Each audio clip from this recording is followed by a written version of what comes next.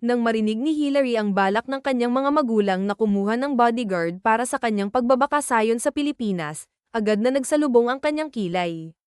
Matagal na rin kasi siyang hindi nakakauwi dahil sa dami ng trabaho sa ibang bansa. Gusto niyang magpahinga at muling makita ang mga paborito niyang lugar sa Pilipinas, pati na rin ang matalik niyang kaibigang si Rose Harper, na matagal na niyang hindi nakakasama. Ang ideya ng pagkakaroon ng bodyguard ay tila malaking abala para sa kanya.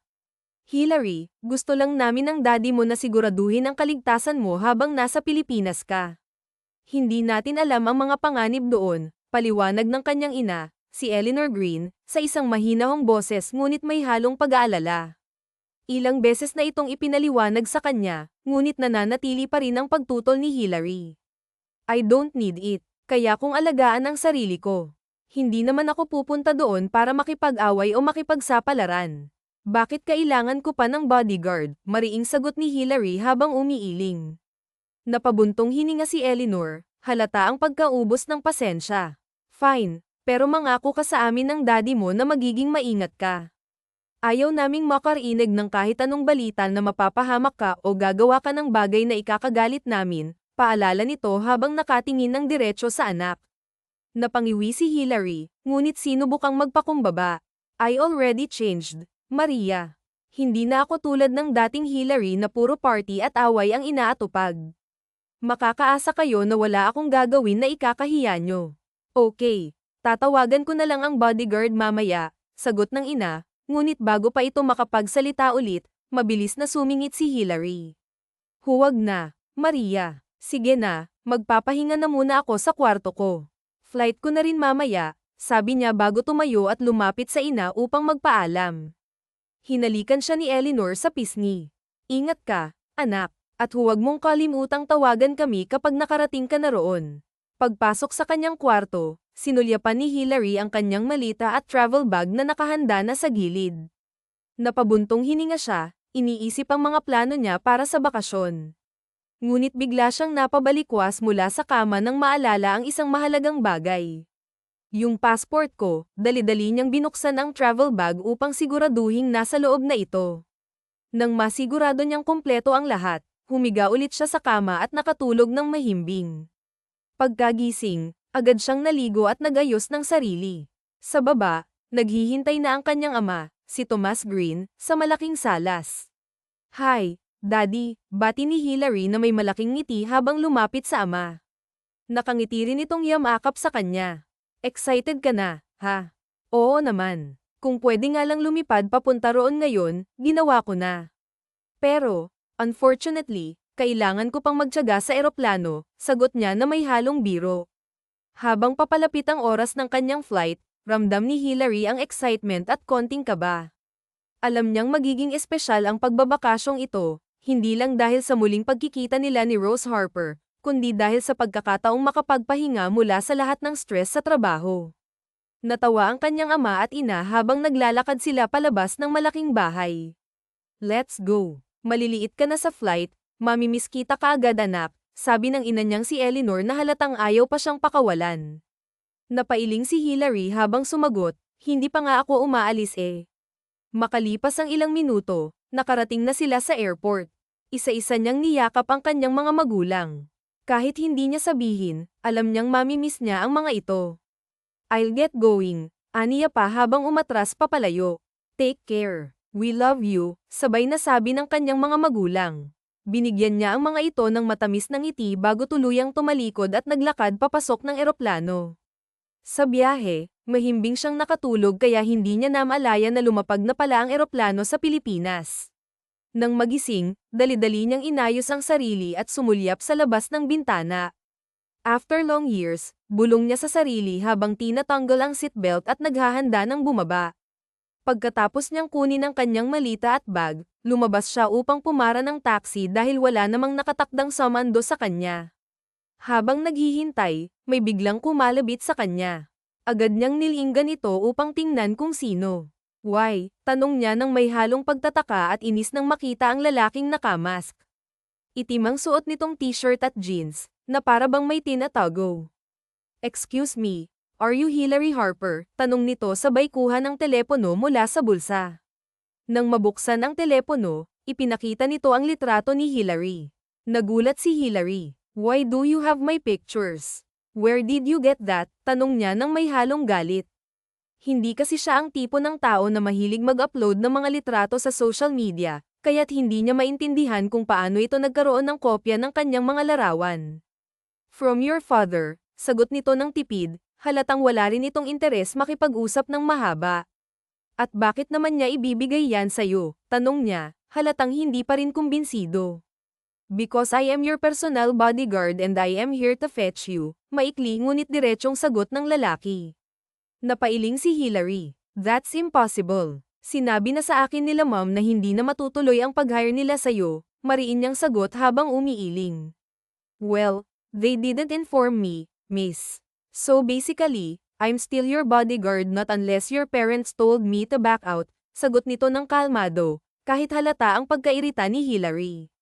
Kinuha ni Hillary ang kanyang telepono at tinawagan ang mga magulang.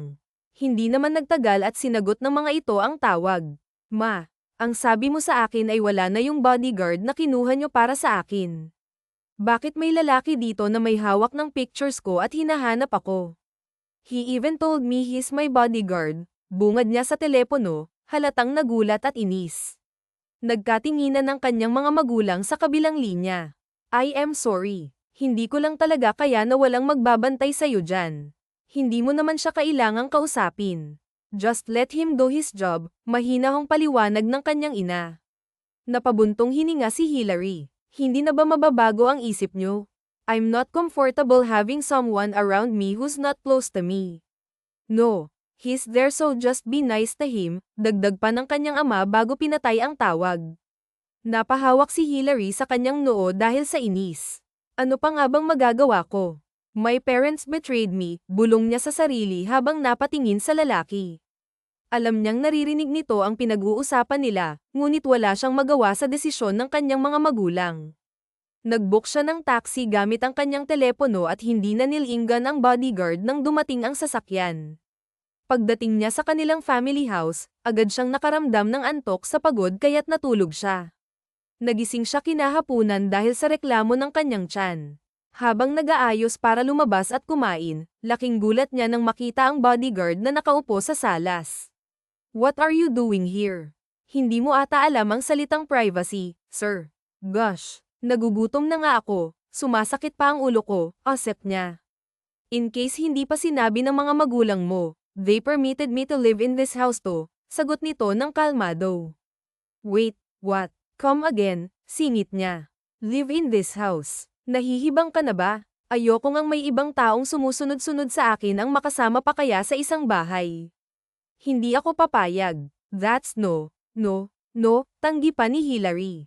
Napabuntong hininga ang lalaki. Hindi ko sinabing titira ako dito. I have my own house and I'm just doing my job professionally, sagot nito, halatang pinipilit magpigil ng emosyon. Matapang na humarap si Hillary. Hindi ako anak ng presidente para sunod-sunyerin sa bodyguard. Kaya huwag mo na akong susundan at talagang gutom na ako, sabi niya bago tuluyang lumabas ng bahay. Napailing si Magnus habang naiwan sa loob. Napakatigas nga ng ulo, bulong nito sa sarili. Kahit ayaw siyang makita ni Hillary, sinundan pa rin siya ng kanyang bodyguard mula sa bahay hanggang sa cafe. Sa kabila ng kanyang pag-iingat upang hindi magmukhang halata, pumasok din siya sa cafe nang hindi namamalayan ng dalaga.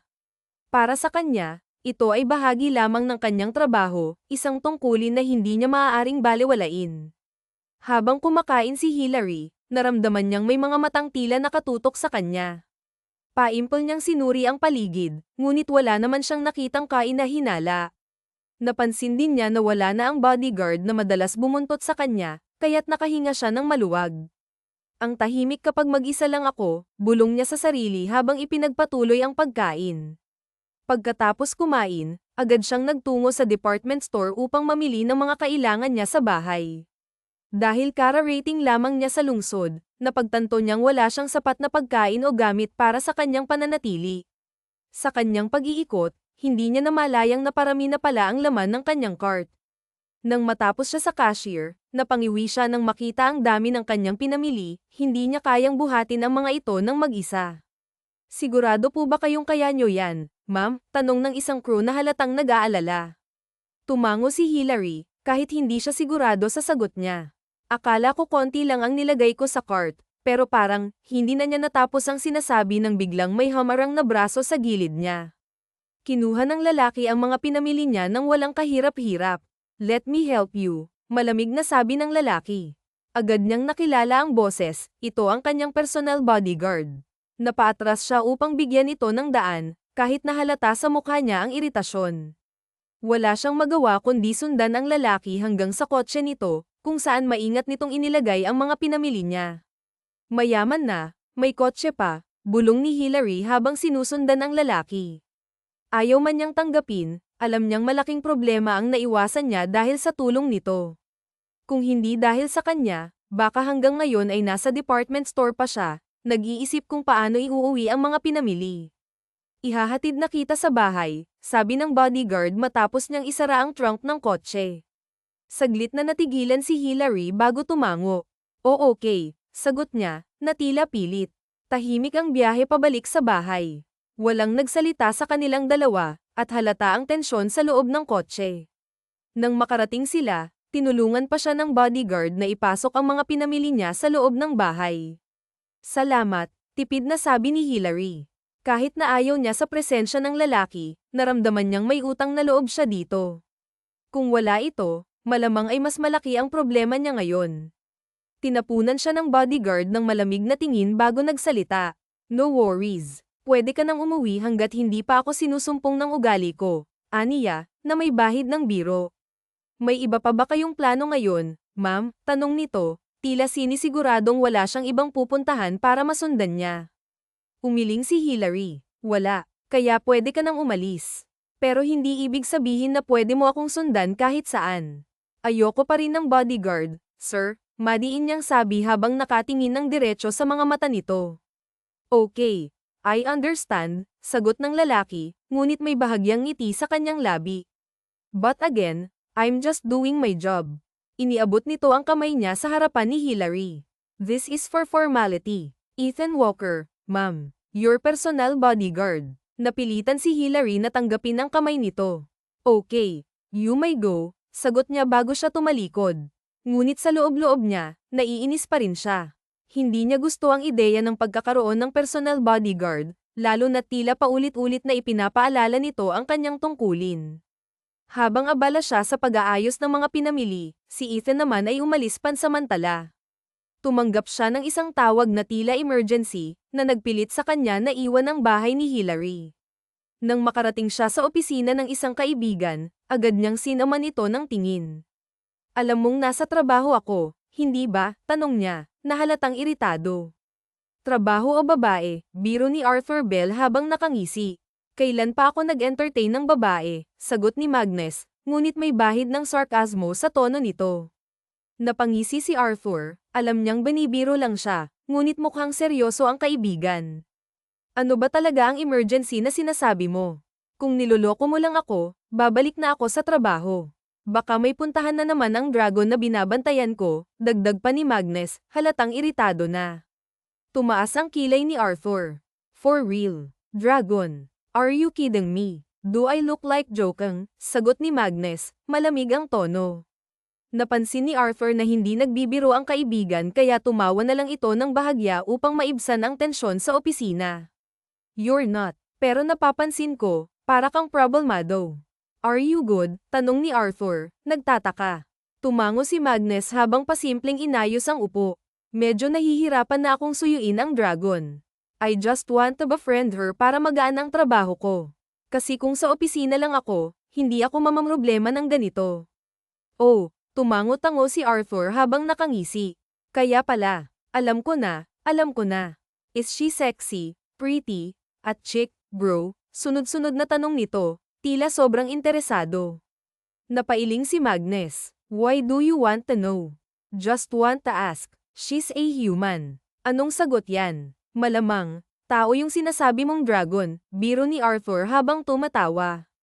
Hindi na sumagot si Magnus, bagkus ay tinapunan lamang niya ng malamig na tingin ang kaibigan. Kinabukasan. Maagang nagising si Hillary dahil balak niyang bumisita sa kanyang Rose Harper sa probinsya. Napuno na niya ang bag ng mga gamit na kakailanganin niya roon. Ngunit bago pa siya makalabas ng bahay, isang kotse ang biglang humarang sa daanan niya. Pamilyar sa kanya ang kotse, ngunit hindi niya agad maalala kung kanino ito. Bumukas ang bintana at nakita niya si Magnus sa loob.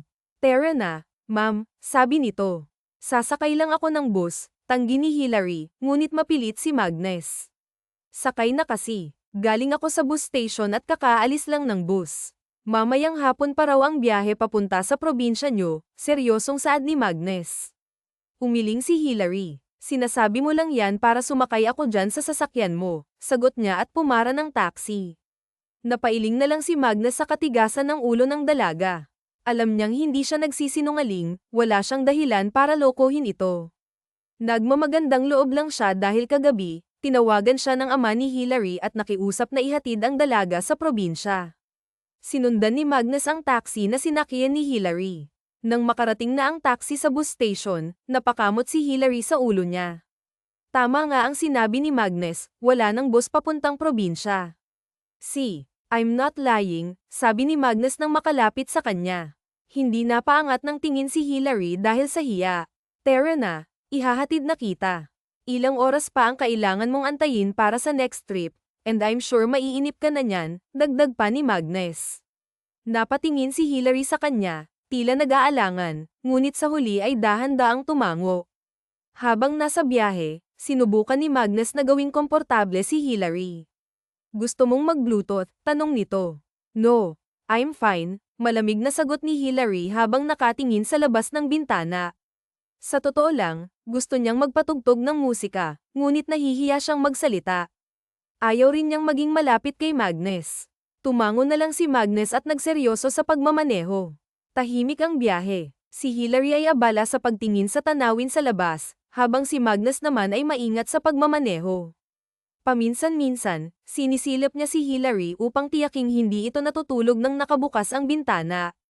Paliko lang sa kaliwa tapos may makikita kang malaking poste na may bulaklak na pink ang kulay.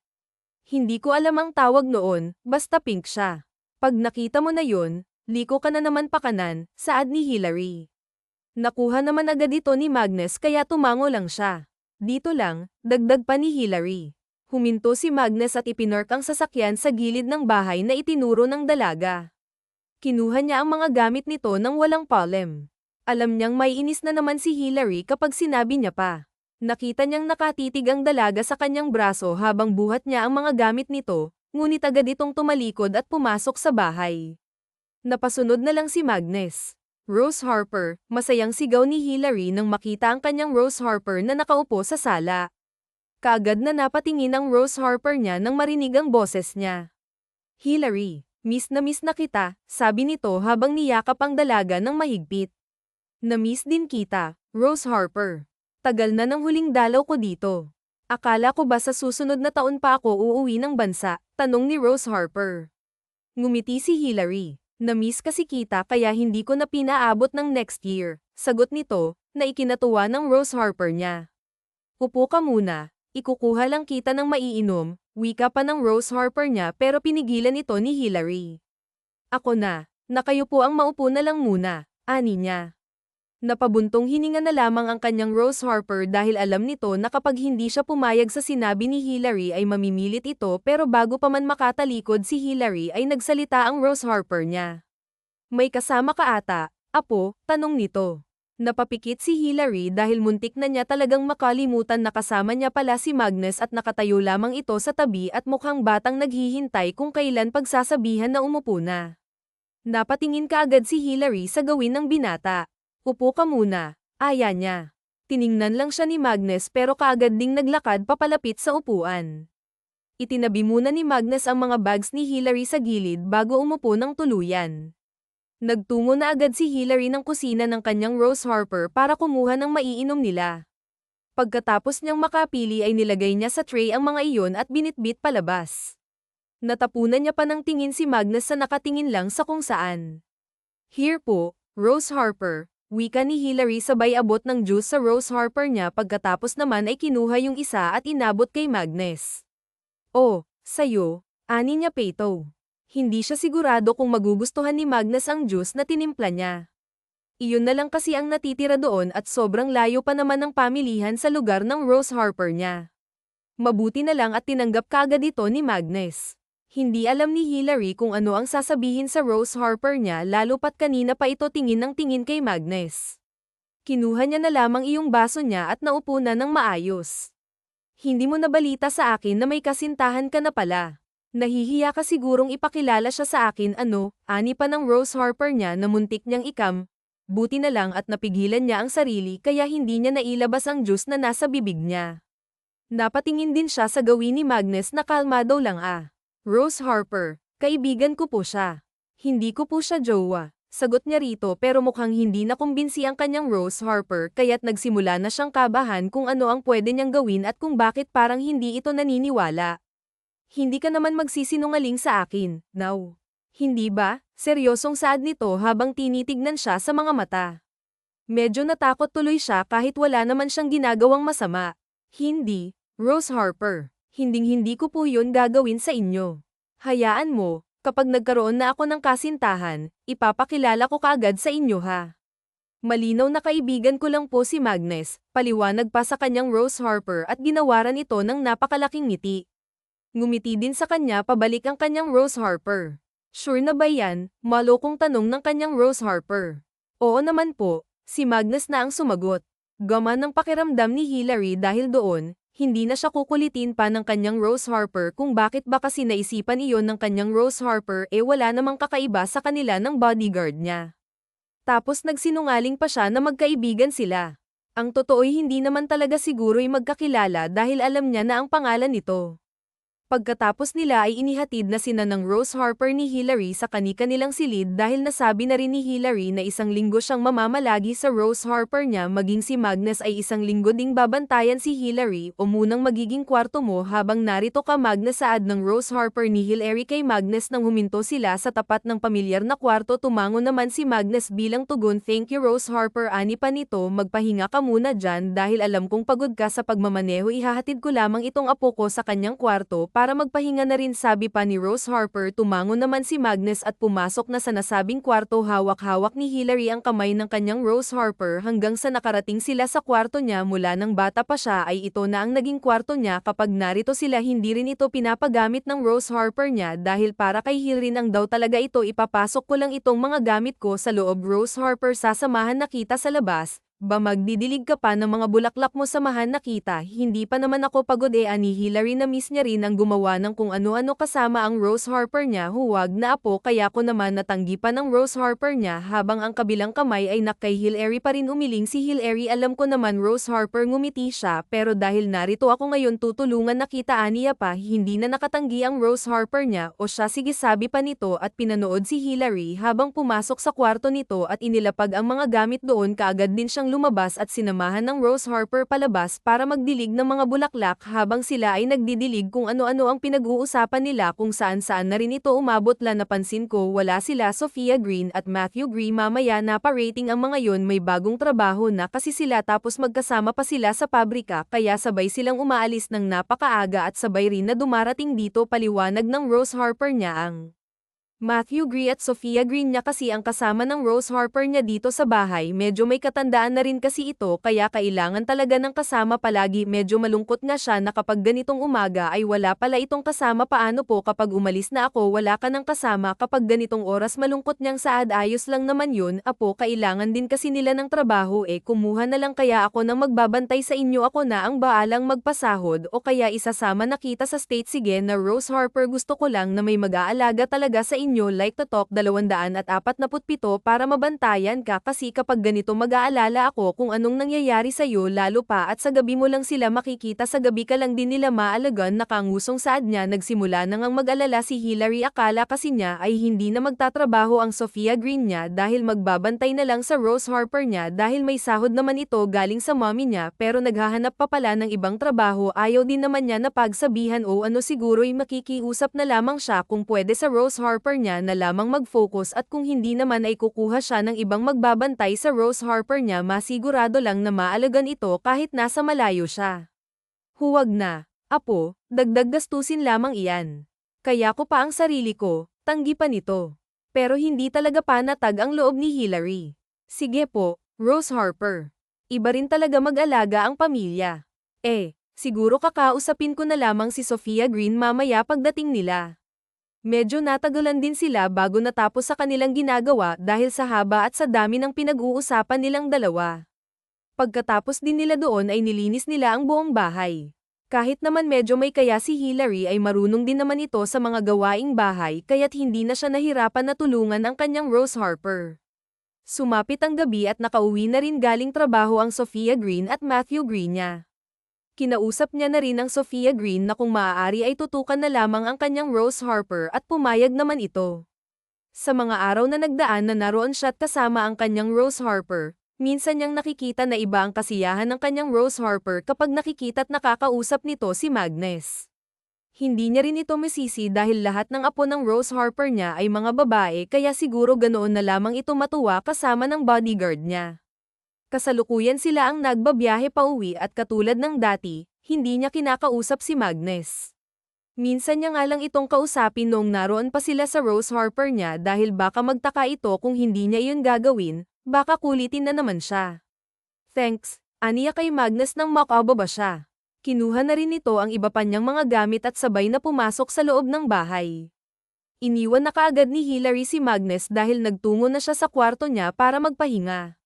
Sinabihan niya rin itong umuwi na sa kanila at doon na magpahinga. Mahimbing na natutulog si Hillary sa kwarto niya at walang kamalay-malay na hindi pala umuwi si Magnus. Matigas pa sa bato ang ulo nito. Nakaidlip ito saglit pero agad ding nagising sa pag-aalala sa dalaga. Hindi na ikinagulat ni Magnus na nakasalubong na naman ang kilay ni Hillary nang makita siya.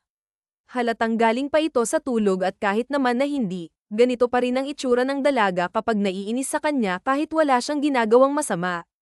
Katulad ngayon na nasa department store sila at kanina pa siya sinasama ng tingin ni Hillary dahil sunod siya ng sunod dito kahit saan ito nagpunta. Naging literal na buntot siya ng dalaga. Sabi ko sa labas ka lang iritang saad ni Hillary sa kanya. Binaliwala niya lamang ito. Bahala na kung anong isipin ni Hillary sa kanya basta siya ay susunod lang dito. Alam ni Hillary na may dala-dalang pistol si Magnus pero hindi iyon rason para hindi niya tarayan ang binata. Malalim ang buntong hininga ni Hillary at kanina pa siya naiinis sa pagsunod ni Magnus sa kanya kahit hindi niya sabihing samahan siya sa pamimili at kahit hindi niya sabihin kung nasaan siya ay alam na alam ni Magnus kung saan siya hahanapin para sundan. Katulad ngayon na mabot siya ng mga damit para isukat tapos nasa likod niya si Magnus. Huwag mong sabihin na pati sa loob ay susundan ako nitong lalaking to. Talagang ipapatapon ko siya sa Mars, sabi pa ng utak niya. Dali-dali siyang pumasok sa room kung saan nagsusukat ng damit at laking gulat niya nang mapansing pumasok din doon si Magnus kaya hinarap niya ito at sinamahan ng tingin. Kung talagang nakamamatay ang tingin, matagal na pinaglamayan si Magnus sa bahay nila. Ano ba? Bakit hindi ka makaintindi na bawal ka rito? Hindi mo ba nakikita na magsusukat ako nitong mga to? Inis na tanong niya sabay taas ng mga damit na bitbit niya para magets ni Magnus. Gusto mo pang panoorin akong magsukat, ha? Nakakainis ka na talaga, sanggol niya. Pero nainis siya nang wala siyang nakuhang reaksyon kay Magnus. Binaliwala na naman nito ang galit niya at mang-iiwan niya na ito sa loob ng may kumatok at si Magnus talaga ang nagbukas dito. Sir, pasensya na po pero bawal po kayo rito. Mamaya nyo na lamang po gawin ang binabalak nyo sa bahay ninyo. Nahihiyang pahayag ng isang crew na lalaki din na ikinabigla ni Magnus sa sinabi nito. Palihim pa siyang namumula dahil hindi niya naman iyon naisip nang sundan niya si Hillary. Okay, malamig na tugon ni Magnus at sinundan ng crew palabas.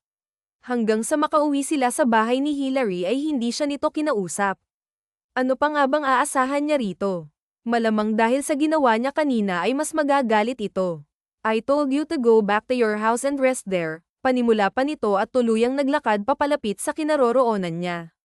Paimpol lang siyang umupo at umakto na parang hindi narinig ang sinabi ni Hillary. Sinabi ko rin naman na may trabaho pa ako, sagot niya rito kaya mas lalong masama ang tingin sa kanya ni Hillary. Hay, hindi pa talaga tayo tapos dito. Sige, ganito na lang. Hindi naman sa hindi ako thankful dahil nariyan ka at kahit papaano ay natutulungan mo ako pero hindi ako sanay na may ganito, may nagbabantay at ayaw ko rin kaya last na to.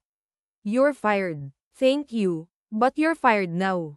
Umalis ka na, please, sabi pa ni Hillary habang ang kanyang kaliwang hintuturo nakaturo sa pintuan. Kung nabigla si Hillary sa lumalabas na mga kataga sa bibig niya ay nabigla din si Magnus. Paano niya pa ito babantayan? Paano na ang mga plano niya kung nanggaling na mismo sa bibig ng dalaga na wala na siyang trabaho? Nakipagsayaw sa kanyang noo. What just happened? Hindi naman siguro ako sobrang bastos, right? Ayoko lang talaga ng ganito na may nakabuntot sa akin kahit saan, saad niya habang nakatingin sa kawalan. Hindi niya inakalang masasabi niya iyon kanina pero mabuti na rin iyon para lubayan na siya ni Magnus. Tinawagan niya rin ang mga magulang niya para ipaalam sa sinabi niya kay Magnus pero nakikipagtalo pa ang mga ito sa kanya pero sa huli wala rin silang nagawa. Madali lang na sumapit ang gabi kaya natulog si Hillary ng maaga dahil naisipan niyang gumala kinabukasan. Sa kabilang dako naman ay umalis lang saglit si Magnus para magpalamig pero hindi ibig sabihin nun na titigilan na niya ang pagbabantay sa dalaga. Yes po, tita, she told me earlier that I'm fired, sumbong niya sa ina ni Hillary. Tinawagan siya nito pagkatapos nitong makipag-usap sa anak na si Hillary. Ganoon talaga yun, sobrang hirap paamuhin lalo na kapag hindi niya kilala pero trust me mabait yang anak ko na yan. You just need more patience, hindi siya ang nag-hire sa'yo, that's why she cannot fire you, that's easy, I trusted you Magnus, alam mo na ang gagawin mo ha, sabi nito sa kabilang linya. Sumandal muna si Magnus sa upuan ng sasakyan niya bago muling nagsalita. I know, tita, unless kung sa inyo na talagang ang galing Eddie babalik na agad ako sa office, ikaw lang din ang pinagkakatiwalaan namin ng daddy niya kaya hindi ka namin tatanggalin sa trabaho mo na yan, pasensya ka na talaga sa anak ko Magnus, ako na lang ang hihingi ng tawad para sa kanya. Dati pa lamang ay alam na ng ina ni Hillary na mahihirapan talaga si Magnus sa anak nila lalo pa sa ugali nito na hindi maintindihan pero naniniwala naman sila na magiging maayos din ang dalawa lalo pat mabait at masunurin itong si Magnus. Hindi sinakukuha ng kung sino-sinon bodyguard dahil sa panahon ngayon sobrang hirap ng magtiwala sa kung sino-sino lang. Huwag niyo na po akong alalahanin tita, ako na ang bahala kay Hillary, paninigurado niya. May kung ano rin sa kanya na hindi makaalis-alis sa dalaga kahit ilang beses na siya nitong pinagtabuyan. Pagkatapos nilang mag-usap ay nagpaalam na siya dahil babalik na siya sa bahay nila Hillary. Sa katunayan minsan ay doon siya natutulog sa kabilang kwarto para bantayan si Hillary kahit gabi pero hindi ito alam ni Hillary.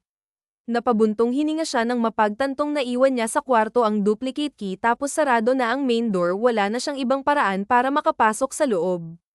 I am destined to sleep here tonight, ang baklangang sabi niya. Umupo na siya sa gilid ng pintuan, sana maisipan ng babaeng yun na mag-check dito sa labas pero malabo kasi hindi naman niya yun ginagawaan niya pa. Nagsimula na rin siyang lamigin na hindi naman niya naramdaman kanina, inaantok na rin siya kaya ilang minuto lang siyang nakapikit ay nakatulog na siya kaagad. Hindi mapakali si Hillary sa kanyang higaan, kanina pa siya pikit ng pikit pero hindi talaga siya makatulog kaya naman napagdesisyonan niya na bumangon at kumuha ng maiinom pero bago pa siya lumabas ng kwarto tiningnan niya muna ang kanyang cellphone para ma-check kung anong oras na, midnight na pala tapos hindi man lang ako makatulog, ano ba reklamo niya nang pababa na siya imbes na sa kusina siya magtungo, dina na siya ng mga paa niya sa main door at walang ano-anong binuksan niya ang main door at nabigla siya sa natagpuan, gosh such a pain in my head, reklamo niya bago ito nilapit. Tinapak niya ang balikat nito, hey wake up, sabi niya pa sa bayogyog sa balikat ni Magnus pero hindi pa rin ito nagigising, napagod na lang siya sa kakagising dito pero ayaw talaga na isipan niyang i-check na baka may sakit ito at hindi talaga siya nagkamali dahil sobrang init ng noon ito at bakit naman may sakit ka ha, saan ka ba galing, bakit ba kasi hindi ka na lang umuwi sa inyo, inis na tanong niya, hirap na hirap siyang anlalayan nito. Hillary, mahinang bulong nito, shut up, tulungan mo ako dahil ang bigat-bigat mo. Nagising naman si Magnus pero hinang-hina pa talaga ang katawan niya, pinilit niya na lamang na maglakad dahil alam niyang nahihirapan na si Hillary sa pag-aalalay sa kanya, kahit medyo malabo ang paningin ay nakikita niyang napangiwi ang dalaga at minsan pa talaga'y namumura siya, hindi niya rin naman alam na magkakaroon pa na siya ng lagnat dahil maayos naman ang pakiramdam niya kanina, bigla-bigla lang talaga siyang nagkaroon ng lagnat kaya medyo nain siya sa sarili, lalo pat dito pa talaga siya nagkasakit. Nabigla nga rin si Magnus na tinulungan siya ni Hillary dahil ang akala niya ay hahayaan na lamang siya nito na magdusa sa labas dahil sa namig na wala na naman ng malay si Marcus. Nang makahiga siya sa sarili niyang kama, doon siya dinala ni Hillary dahil wala namang bakanteng kwarto, bukod doon hindi naman pwedeng sa kwarto ng daddy at mom niya dalhin si Magnus at mas lalong hindi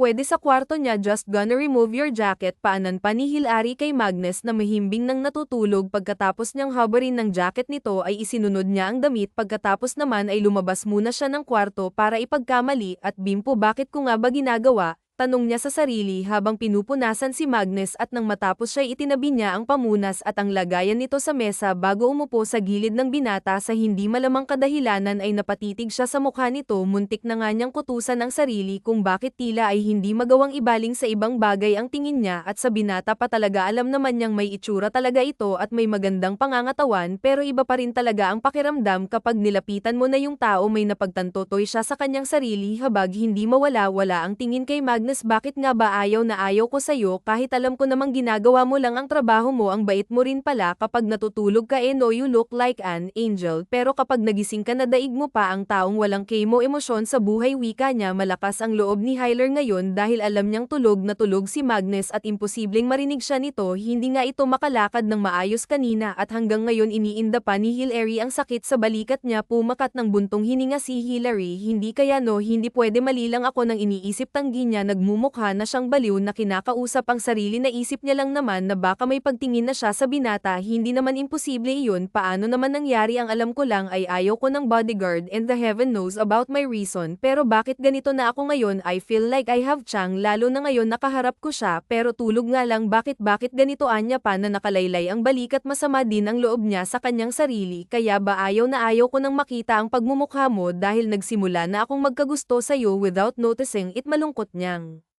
sabi. Wala naman kasing rason para hindi niya ito magustuhan. Mabuting tao naman si Magnus. Minsan nga lang ay singaw ng yelo ang ugali nito, pero hindi masisisi ni Hilary ang binata kung yun ang pakikitungo sa kanya. Tsaka kahit nga ay pagtabuyan niya pa ito at pagsalitaan ng kung ano-ano, naran pa rin sunod ng sunod sa kanya at sasabihin na naman ang binata ng paulit-ulit na ginagawa niya lamang ang trabaho niya. Ngayon ay malinaw na kay Hilary ang lahat. May gusto pala talaga siya sa binata pero hindi niya alam kung hanggang saan ang lalim nito at nahihiya rin siyang aminin ito mismo sa binata dahil sa mga nagawa niya. Sapat na sigurong sarilinin niya muna ito dahil baka may pamilya na si Magnus at magkasala pa siya. Mabuti nang itago niya na lamang muna ito sa sarili para sa ikabubuti ng puso niya. At kung wala mang pamilya si Magnus ay hindi rin siya sigurado kung magugustuhan din siya nito pabalik dahil iba yata ang tipo ni Magnus. Baka yung mga babaeng mahinhin at mabait ang tipo ng binata. At alam ni Hilary sa kanyang sarili na hindi siya kasing hinhin ni Maria Clara o maging kasing bait nito. Nakatulog si Hilary sa gilid ni Magnus, pero nagising naman siya ng maaga. Nang magising siya ay kaagad siyang bumaba para magpunta ng kusina at ipagluto si Magnus. Pagkatapos niyang magluto ay hinanda niya na ang mga iyon sa kainan. Saktong paglabas niya ng kusina ay ang siyang pagbaba ni Magnus mula sa itaas. Hindi na ba mabigat ang pakiramdam mo? Bakit ka bumaba agad? Tanong ni Hilary dito. Nagulat naman si Magnus at Nathan na nakatingin kay Hilary. Akala niya ibang Hilary ang kausap niya dahil ibang-iba ito sa Hilary na galit sa kanya kahapon, pero natauhan siya na iisa lang sila nang magsalita ito ulit at inirapan siya. Ako pa rin to, Magnus. May sakit ka lang kaya kailangan ko maging mabait sa'yo kahit ngayong araw lang, sabi pa ng dalaga. Napatitig muli si Magnus sa mukha ni Hilary para suriin kung hindi siya namamalikmata lamang, pero inirapan na naman siya ni Hilary. Ginawa lang din iyon ni Hilary para matigil na ang pagsusuri sa kanya ni Magnus. Hindi siya komportable rito eh. Ikaw ba ang naghubad ng jacket ko at ng damit ko kagabi? Walang alinlangan na tanong ni Magnus. Nakaramdam ng konting hiya si Magnus pero binaliwala na lang din niya ito dahil mukhang wala lang naman iyon kay Hilary. Ano naman ngayon kung si Hilary ang naghubad ng damit niya? Oo, kaya halika na at kailangan mo nang kumain ng agahan, pag-anyaya pa nito na may konting inis. Walang nagawa si Magnus kung hindi ang sumunod kay Hilary papasok ng kusina. Tahimik lang sila na kumakain hanggang sa binasag na ni Magnus ang katahimikan na namamagitan sa kanilang dalawa. Thank you for taking care of me last night, tipid nitong pasalamat habang inuubos ang pagkaing natitira pa sa kanyang plato. Pagkatapos nilang kumain ay binigyan ni Hilary si Magnus ng gamot at ininom naman ito ni Magnus. Pagkatapos din ay agad siyang nagpaalam kay Hilary na sa bahay muna nila siya magpapahinga. Muli rin siyang nagpasalamat kay Hilary.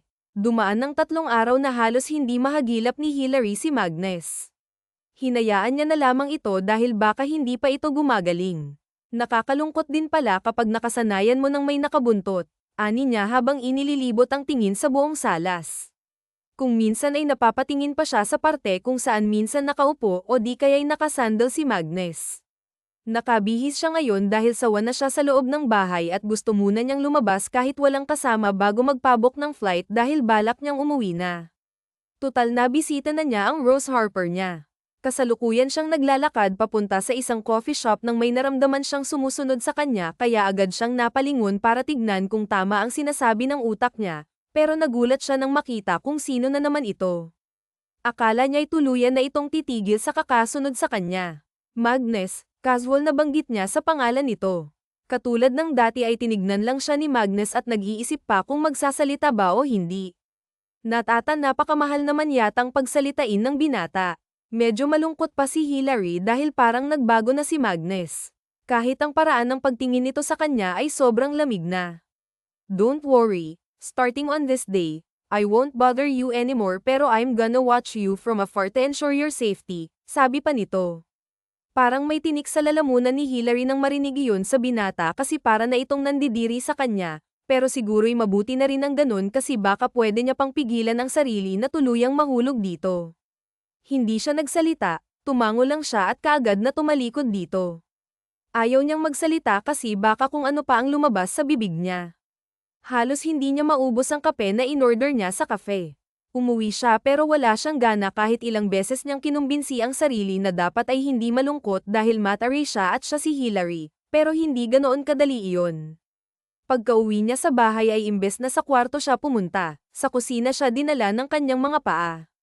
Iinom ko na lang siguro to, maybe I'll be fine tomorrow, ani niya pat kinuha ang bote ng alak. Dinala niya ito sa kitchen counter at doon uminom.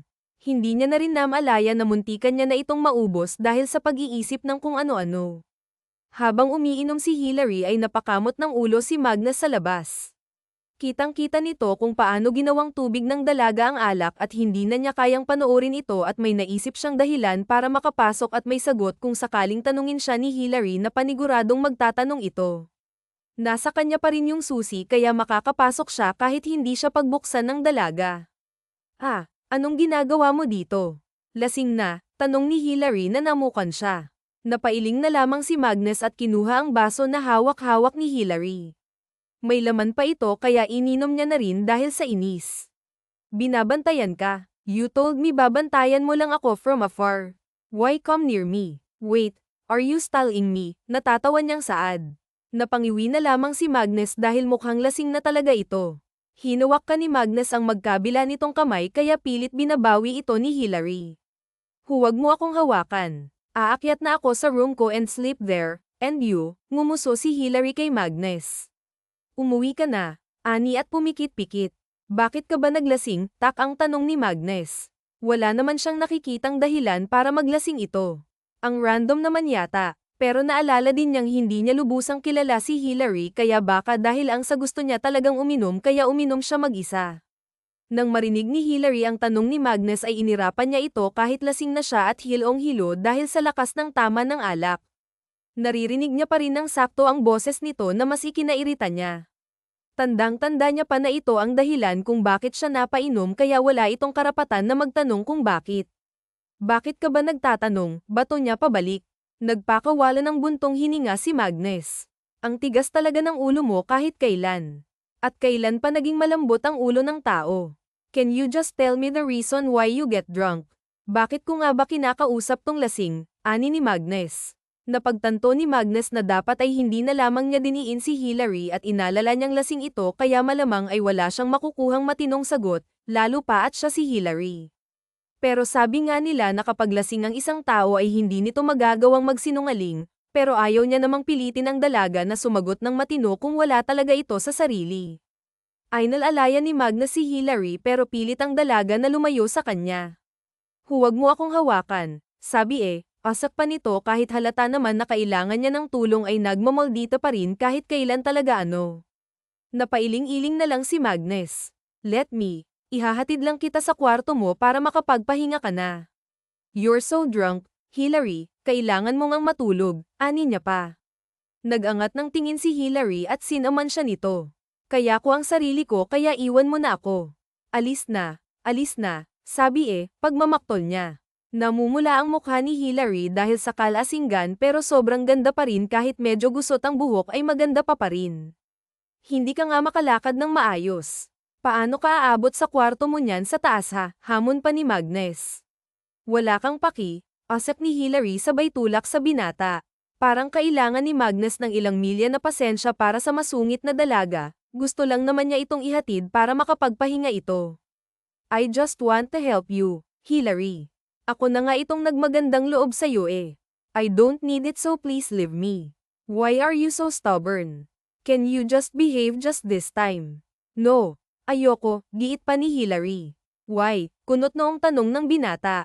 Because, tumaas ng bahagya ang kabilang sunok ng kilay ni Magnus. Because what? Pisa niya pa. Tiningnan siya ni Hillary sa kanyang mga mata. Because I like you, stupid. Hindi na natapos ang sasabihin ni Hillary nang bigla itong nawalan ng malay. Buti na lang at alerto si Magnus kaya agad niya itong nasalo. You're kidding me, right? Naguguluhang tanong ni Magnus sa walang malay na dalaga. Paano naman ito magkakagusto sa kanya?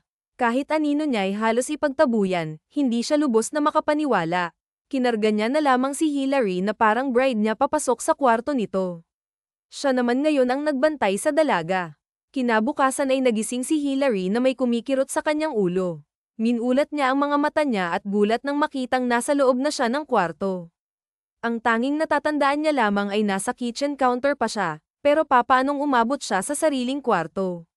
Sobrang lasing ko ba? Tanong niya sa sarili. Hindi niya na talaga matandaan. Nagpalit muna siya ng damit bago bumaba at nagtungo sa kusina. Pero papasok pa lamang siya ng kusina nang makita ang pamilyar na balto ng katawan na nakatalikod at mukhang may niluluto. Hoy, what are you doing here in my house? Ani niya Peto. Kaagad namang napalingon si Magnus nang marinig ang kanyang boses. Binigyan siya nito ng tipid ng ngiti bago ibalik ang tuon sa kanyang niluluto. Dali-dali niyang pinatay ang stove at nilapitan si Hillary. Cooking. May bahay ka naman. Bakit hindi ka doon magluto? I know. But I feel like I need to cook something for you. Hindi mo ata natandaan na sobrang lasing mo kagabi kung ano-ano pang pinagsasabi mo. Biglang tumayo si Hillary sa kinauupuan niya. Anong sinabi ko? Tsaka bakit ka nandito kagabi ha? Bakit ka nangingialam? Napangisi si Magnus. You really want to know? Ha? Ano ba ang niluto mo? I'm so hungry na, reklamo ni Hillary sabay silip doon sa niluluto ng binata. Napasilip din doon si Magnus bago sumagot sa dalaga. Secret, upo ka na lang muna ulit and let me serve you. Mamaya na natin pag-usapan nung tungkol sa kalasinggan mo kagabi, sabi pa nito at tuluyan siyang tumalikod para maghanda ng pagkain. As if kakausapin pa kita mamaya Ayaw mong malaman kung anong sinabi mo sa akin kagabi. Sige, after nating kumain ay aalis na ako, pananakot pa nito. Umagang-umaga pa lang ay nagsalubong na ang noo ni Hillary at Katie na siyang malaman kung ano pinagsasabi niya habang lasing siya. Maling desisyon talaga na buksan niya yung anak, namuntikan niya na palang maubos. Akala niya ilang shot lang ayaw niya na ring magreklamo sa ginagawa ni Marquez dahil mas inaalala niya pa ang tiyan niya na nagrereklamo na rin. Mas nagutom din siya dahil sa mabangong amoy galing sa luto ni Mamag marunong pa ang magluto ang loko na taani ng utak niya na iilang si Hillary habang kumakain sila kaya hindi siya nagsalita. Minsan niya lamang nahuhuli si Magnus na nakatingin sa kanya pero ayaw niya iyong bigyan ng mali siya kahit iba ang dating ng mga tingin na iyon sa kanya dahil nga sa may gusto siya kay Magnus. Pagkatapos ng kumain, nagpresente siya na ang maghuhugas ng pinagkainan dahil nakakahiya naman kung si Magnus pa ang gagawa noon siya na nga ang naghahanda ng pagkain, siya pa ang maghuhugas. Pero pinalabas siya ni Magnus sa kusina dahil ito na raw ang gagawa kaya napilitan siyang magpunta sa salas at doon magpahinga saglit. Kinakabahan na rin siya baka mamaya ay pagkatapos ni Magnus sabihin nito sa kanya ang mga sinabi niya sa binata kagabi. Imbes na mag-isip ng kung ano-ano, kinuha niya ang kanyang cellphone at nireplyan ng mga mensahe galing sa kanyang mga magulang, may iba rin na galing sa iba niyang pinsan. At dahil medyo natagalan si Magnus sa kusina, nag-selfie na muna siya at in-upload iyon sa story niya. Agad niyang ibinaba ang cellphone niya nang marinig niya ang yapak ni Magnus na papalabas na ng kusina at ilang saglit pa ay nasa harapan na niya agad ito. Naaalala mo pa ba ang mga sinabi mo kagabi? Tanong na naman ni Magnus. Hindi na nga, hindi ba kanina ko pa yan sinasabi sa'yo na hindi ko naaalala? Gets, sinulyapan muna ni Magnus ang nakangusong si Hillary bago nagsalita. Ah, you told me last night that you like me. Nanlaki agad ang mga mata ni Hillary sa narinig. Bakit sa lahat ng pwede niyang sabihin iyon pa talaga? Nakakahiya. And wala na yun lang, usisa pa ni Hillary. Umakto siyang parang wala lang. Umiling si Magnus. The rest ay nakipagtalo ka sa akin dahil tinanong kita kung bakit ka uminom at bakit ayaw mong magpatulong papunta sa kwarto mo halata namang hindi mo kaya kagabi dahil sa kalasinggan mo kahit talaga lasing ka moldita ka pa rin, sabi pa nito. Sorry pero wala akong maalala, tanggi pa ni Hillary. Naisip na lang niya na kung ano man ang nasabi niya kagabi, wala namang mangyayari at saka it's normal and uuwi na rin siya kaya dapat ay wala na siyang pakialam it doesn't matter. Ha, wala akong paki kung hindi mo na yun maalala dahil mas mahalaga pa ang sasabihin ko ngayon sa'yo, mariing sabi ni Magnus. Tinulak ni Hillary si Magnus dahil sobrang lapit na nito sa kanya at hindi niya alam kung anong nakain nung binatang ito dahil nag-iba ng ugali parang Jin agaya-gaya lang siya kahapon ay halos ayaw siyang tignan tapos heto ngayon nilalapitan siya. Don't come near me, banta niya na kinangisi ni Magnus. Kita iyon ni Hillary kaya kinakabahan siya at hindi niya na talaga nagustuhan imbes na lumayo ay mas lumapit pa si Magnus na para bang nanlalandi. Kinabahan tuloy si Hillary, gusto niya si Magnus pero hindi naman siguro kailangan na umabot sa ganun. Okay, dito lang ako. Just gonna stand here, sagot ni Magnus at kaagad na nilubayan si Hillary. Gusto lang naman niyang paglaruan ng dalaga pero mukhang takot na takot ito na lapitan. Paimpol siyang napangisi, no, thank you sa pag-alaga sa akin kagabi pero pwede ka nang umalis at huwag ka nang bumalik. Tiningnan ni Magnus si Hillary sa mga mata na babasa niya ang totoong sinasabi ng mga mata ng dalaga at kabaliktaran ng sinasabi nito sa lumanbas sa kanyang bibig. I don't want a thank you in return, Hillary, seryoso and sad ni Magnus na nagpaisip kay Hillary. Anong gusto mo pera? Hindi ka ba binibigyan ng parents ko nun? Tanong niya pa. Hindi na siya nahiyang itanong ang tungkol sa bagay na yan dahil totoo naman kaya bakit pa kailangan na magpaligoy-ligoy. Napakunot ang noo ni Magnus at dinilan ng ibabang parte ng labi niya. Pera. You think kailangan ko pa ng maraming pera when I can earn it even if I'm just sleeping? I don't need any single penny from your family. Hillary, I am working here for free and maybe it's the right time to claim the debt. Anya tinitigan si Hillary na naguguluhang nakatingin din sa kanya. Wala akong matandaan na pagkakautang sa'yo ngayon nga lang kita nakilala dahil nagpakilala ka ang bodyguard ko, ano bang pinagsasabi mo moha? Naguguluhang tanong ni Hillary. Hindi rin siya makabitaw-bitaw ng tingin kay Magnus dahil parang may mahika ang mga mata nito na minamanipula ang atensyon niya. Nagpakawala ng buntong hininga si Magnus. Baka dapat ay ipaliwanag niya iyon ng maayos sa dalaga para hindi ito maguluhan.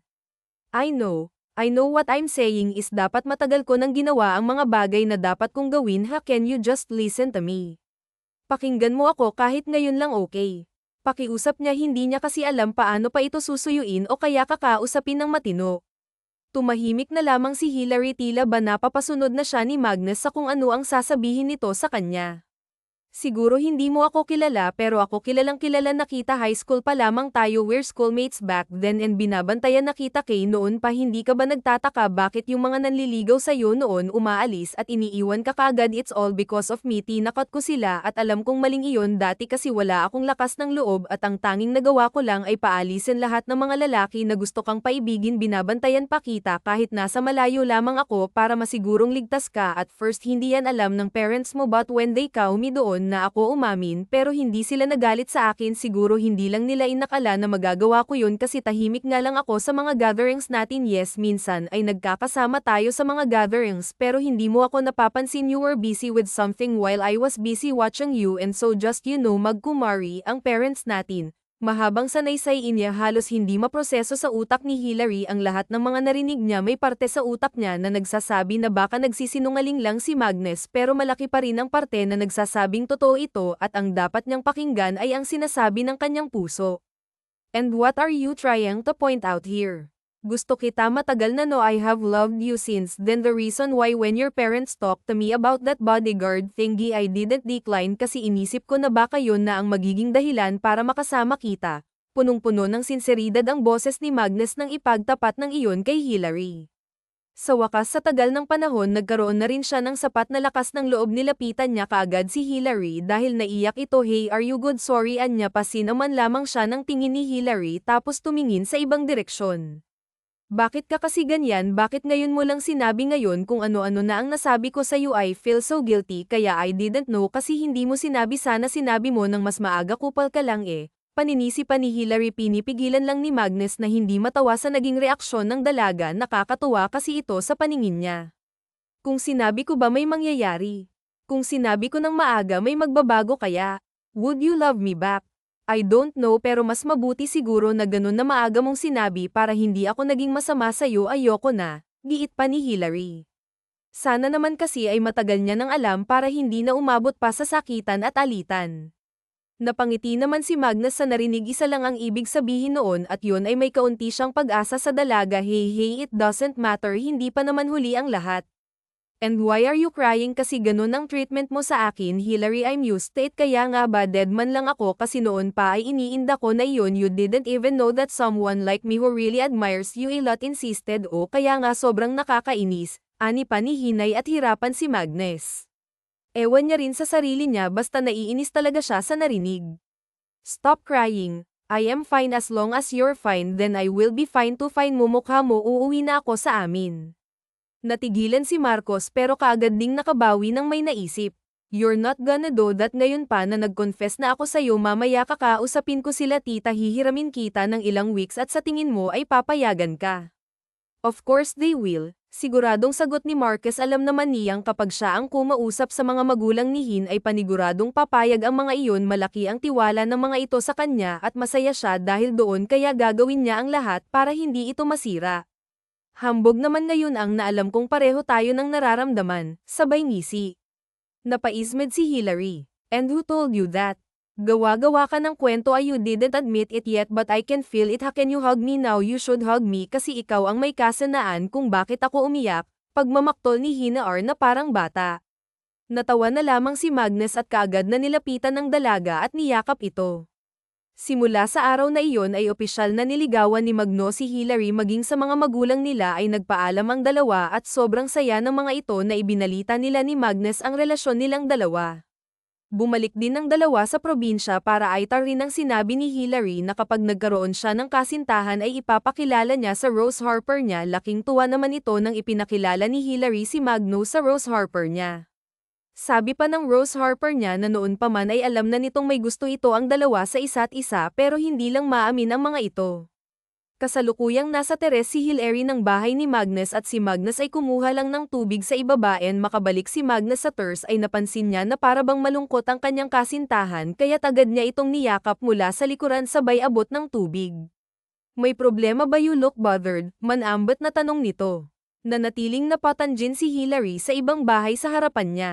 Natagalan bago siya nakasagot. You know, masaya naman sila mama at papa sa atin, but the case is, they want me to go back there tomorrow. Nakapag-book na rin sila ng flight ko at kanina ko lang din nalaman, panimula niya pa. Pilit niyang tinatago ang lungkot sa kanyang boses pero kahit gaano pa siya kagaling magkunwari ay may bakas na lungkot pa rin dito at naramdaman din ni Magnus na malungkot si Hillary dahil doon. Hindi niya rin naman pwedeng pigilan ang mga magulang ni Hillary dahil mas kailangan ng dalaga ng mga magulang niya doon dahil may trabaho si Hillary sa labas ng bansa.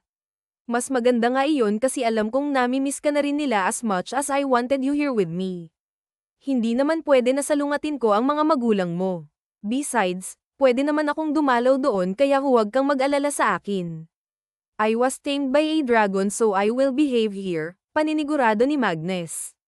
Kung pwede nga lang na araw-araw niyang makasama si Hillary ay gagawin niya. Kaso nga may mga kailangan itong gawin doon at alam niya ang dahilan kung bakit ito malungkot ay yun ay dahil nag-an na ang kanyang kasintahan sa kanya pero wala naman itong dapat na ipag-alala dahil kahit na nasanay na siya na nariyan parati si Hillary kaya naman niyang mamuhay ng gaya ng dati tsaka kapag nami-miss niya ito ay dadalawin niya si Hillary. Okay, bisitahin mo talaga ako doon kung ayaw mong ipadala kita sa ibang planeta. Kunwari ay pananakot ni Hillary na ikinatawa ni Magnus. As if kaya mong gawin yun. Anong akala mo sa akin? Weak kaya ko yun lalo na kapag nagloko ka. I won't, ma'am, promise you that. Pagkatapos ng mag-usap ay tinulungan na ni Magnus si Hillary na mag-impake ng mga gamit niya. Pero nasa kalagitnaan pa lamang sila ng pag-iimpake ay may tumawag sa telepono ni Hillary kaagad niya itong sinagot. Ma, aniya pa, nakapag-empake ka na agad, tanong nito. Opo, it's just a prank baby, sorry, ang dad mong nakaisip na sorry na. Ang successful ng prank ninyong dalawa, muntik na akong maiyak dito, nakangusong reklamo niya. Sino pa niya si Magnus na may nagtatanong ng mga mata? Si Mom, she pranked me. Huwag mo na ituloy iyan, aniya pa rito. Sinunod naman ni Magnus ang sinabi ni Hillary. Binitawan niya yung mga damit na ipapasok niya sana sa malita at kaagad itong umupo sa tabi ng dalaga. Kausapin niyo po muna itong Noo, ibabalik ko lang ang mga gamit ko sa cabinet, sabi niya sa mama niya bago inabot ang telepono niya kay Magnus. Masayang-masaya ang puso ni Hillary nang sabihin ng mama niya nagstand ang bakasyon niya, ibig sabihin noon na makakasama niya pa ng mas matagal si Magnus, at ang unang pumasok agad sa utak niya ay ang bumalik sa probinsya kung saan naroon ang Rose Harper niya. Sigurado ding matutuwa na naman iyon kapag nalaman na makakasama nito maging si Magnus na napamahal na rin sa Rose Harper niya. Wakas.